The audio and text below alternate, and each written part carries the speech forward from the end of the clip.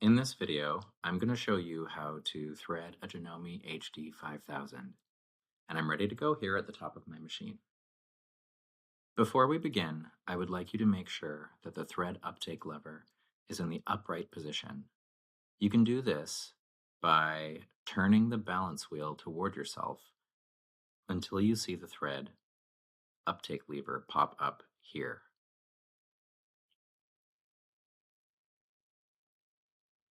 To begin, we're going to place a spool of thread on the spindle and put the spool cap back on.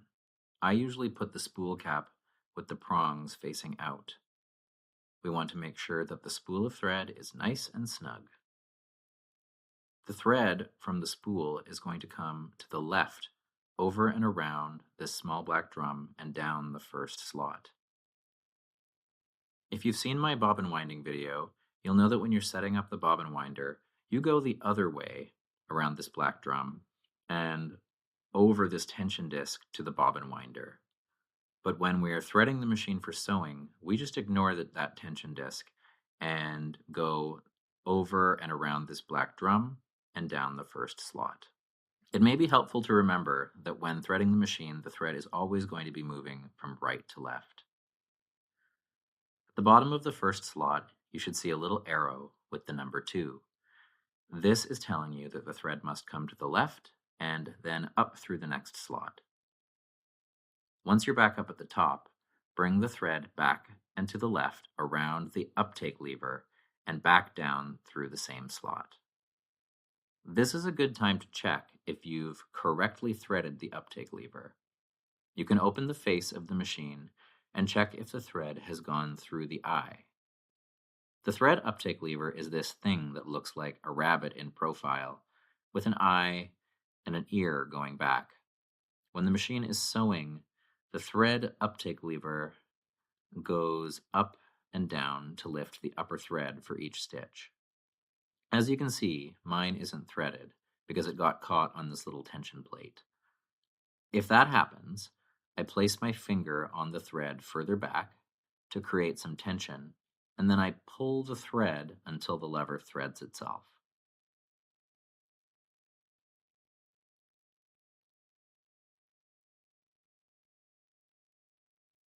Okay, we're back at the bottom.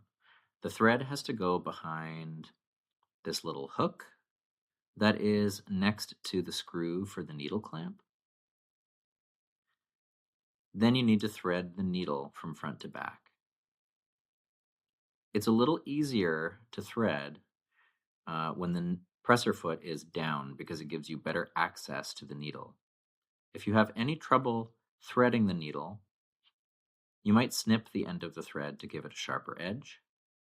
You can also use the needle threader that the machine comes with, and I will show you this in another video.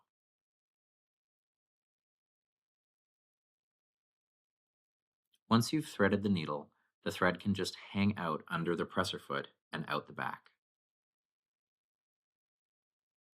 Now we're ready to set up our bobbin. First, to open up the bobbin case, press this little button to the right. The cover for the bobbin case also has a diagram of what the thread is supposed to look like coming off the bobbin. So if you forget, you can always look here. You're going to hold the bobbin with the thread coming counterclockwise off the bobbin.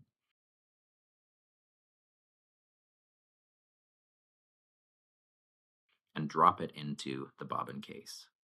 Right here, you should see the opening of a little clip, and there's an arrow indicating where that opening is.